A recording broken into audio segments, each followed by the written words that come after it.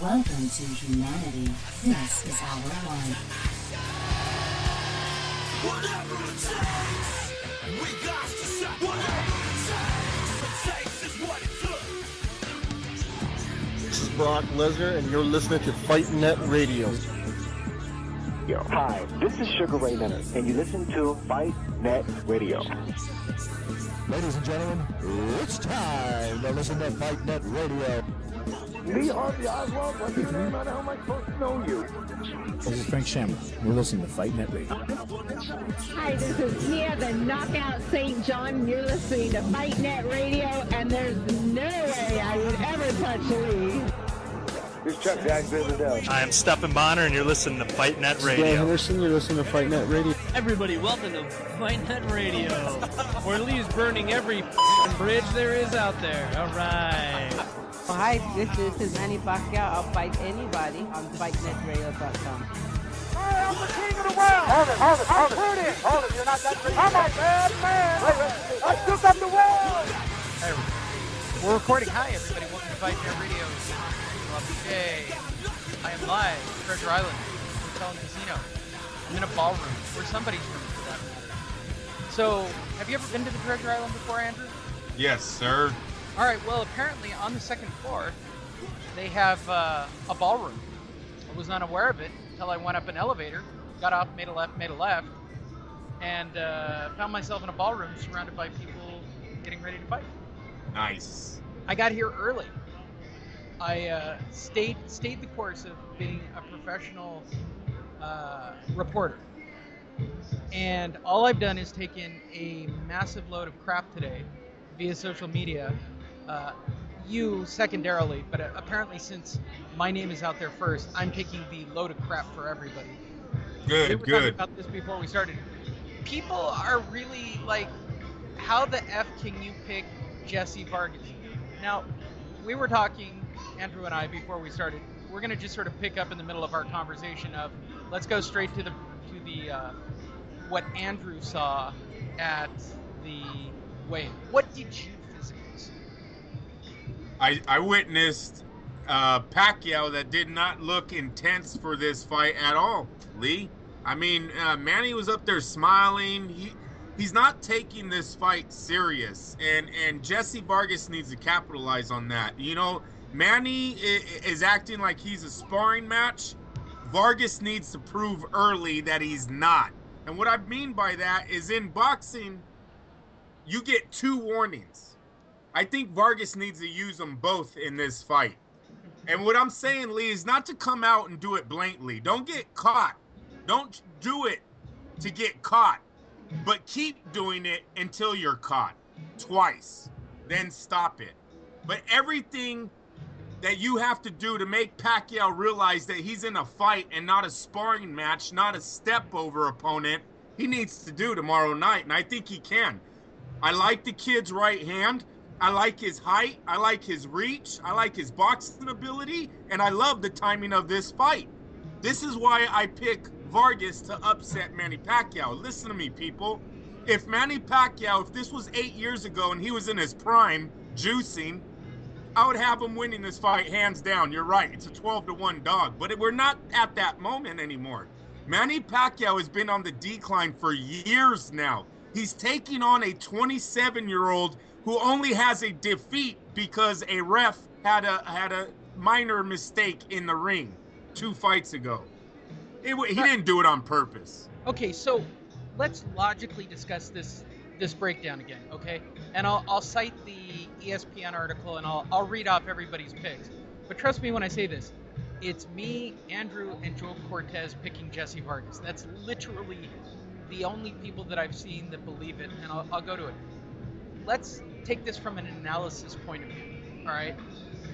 Manny Pacquiao has a problem with the right hand. Is that not the punch that Marquez used to do his damage? Yep.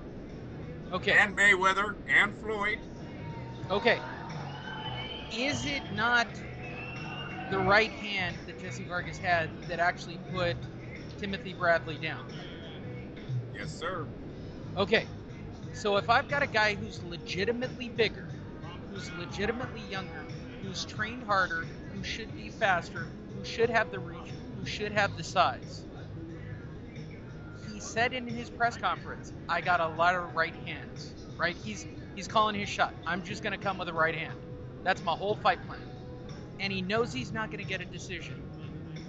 Why do I not believe that Jesse Vargas can go in there and do this? Ball this guy. You know, he's got to take Manny out of his game plan. Manny's going to come with the same rat-tat-tat game plan, throwing a bunch of flurries with no power. Somehow the power has left him in the last, 7 years? I think we looked it up last time. It was like 2009 was his last 2009. knockout. A couple of people have cited that case. So I don't expect Manny to have power all of a sudden at 37 years of age. He might slap the hell out of Jesse Vargas, and this is why I said in the last show, Lee, Vargas needs to be on his toes. When this fight is in the middle of the ring, Vargas can't stand there and let Pacquiao hit him. When this fight's on the ropes, Vargas needs to engage in the offense first. If Manny engages, Vargas either needs to hold him or get out of there. But he can't turn into a punching bag. He can't allow Manny Pacquiao to dictate the pace of this fight. And when you're 27 and he's 37, that shouldn't be hard to do. I'm just saying. He should go look at like what Sergey Kovalev did to Bernard Hopkins when them two met. You know, give him no time to rest. Give him no time to think. Be on top of him. You're 27 years old. You want $1 million? You can go get it in 12 rounds. You just got to fight for your life.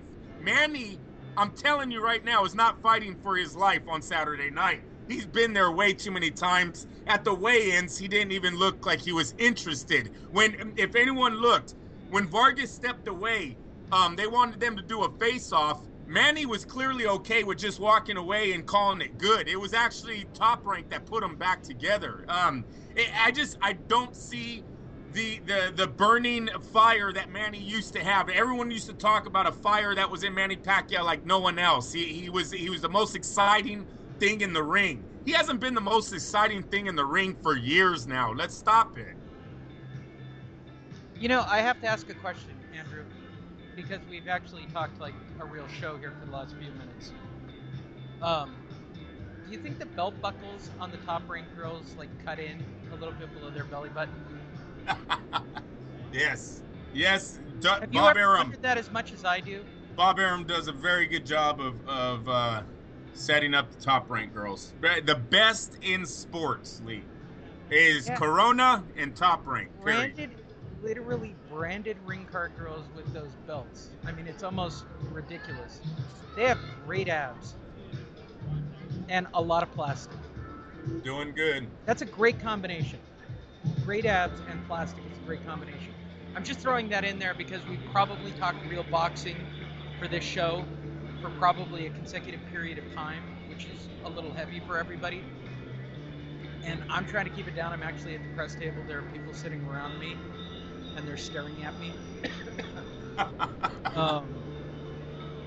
I'm really like kind of fried on this whole topic. Like I went into this looking for the story, and the story to me was this is originally a fight that started on the internet at 12-1, that dropped to 8-1 to make it, so they could get some money on Vargas. I didn't really ever see the line change until they just dumped an absolute shit ton of cash on Pacquiao, and then the odds dropped to 5-1, and I still expect another shit ton of cash to be dropped on Pacquiao, dropping the odds even lower to try to offset the betting. I would not be surprised if, like, I get the vibe. For those of you who don't understand, here's what has to happen. When the fight becomes so lopsided, the casino actually has to bet on the fight. Well, that's not legal to do, so they do it through third-party offset betting, or they have arrangements. But to adjust the odds, you've got to drop a lot of money on Vargas. And I keep waiting for that telltale moment of we're dropping money on Vargas to drop this thing down below 3-1 to get some money on it. I don't think there's any money on Vargas. I don't see any. I just don't see it. And I'll go back to it. ESPN today dropped all of their picks for the fight. Dan Rayfield picks Pacquiao to win, and I quote, handily. Steve Bunce ESPN UK, Pacquiao by unanimous decision.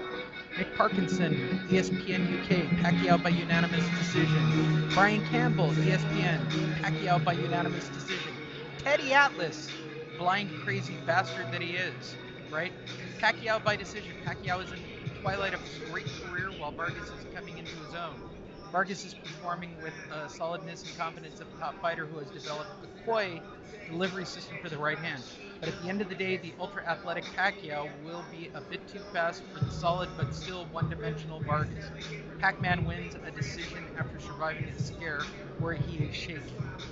I like that call. That's a good call. Nigel Collins, who I actually respect, Pacquiao by unanimous decision. Eric Raskin, HBO, Pacquiao by unanimous decision. Juan Manuel Marquez, Pacquiao by KO. Damn. Pacquiao will win by knockout. He'll suffer in the early rounds, but his speed, experience, and punching power will give him the victory over Vargas. What? Salvador Rodriguez, ESPN Deportes. I strongly believe that Vargas will give Pacquiao a better fight than Bradley did in April, but Pacquiao's speed and accuracy and boxing skills will give the Senator a victory by points. Joe Cortez, Vargas by unanimous decision. He thinks Pacquiao's in the twilight of his career. I've learned that veteran fighters have a day that comes to an end sooner or later, and I really think Manny's time is near the end. I think Jesse will outpoint Manny by a close and unanimous decision. Jorge Eduardo Sanchez, ESPN Deportes. Pacquiao by TKO. Leopold Gonzalez, Pacquiao by decision. Pablo Vierga, Pacquiao by TKO, round 8. Delvin Rodriguez, Pacquiao by decision. Bernardo Pilati, Pacquiao by decision. Carlos Navarez, Pacquiao by KO in the 11th. Why do I feel like I'm alone on this island, Andrew? Carlos Nava, Pacquiao by unanimous decision. That's basically everybody who covers boxing for ESPN on 3 continents. That's fine. That's fine. They've all been wrong before. Look at one of your guys that you said didn't even know Pernell Whitaker. So they very young minds in the sport for ESPN.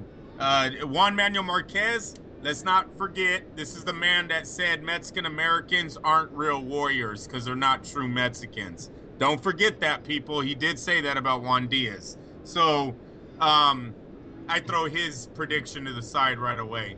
Listen, Vargas would be the underdog if it wasn't about the timing of this fight.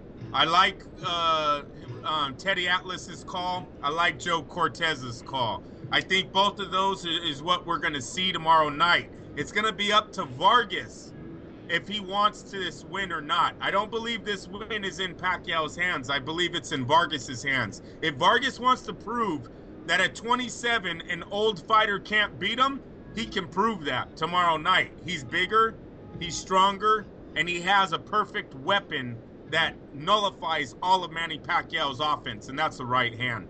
Keep throwing it, kid. All right, Andrew, are we doubling down? Are we all the way in on this Vargas thing? I'm all the way. I've been all the way in. I told you guys this when the fight was signed that I like this matchup. I like the timing of this fight.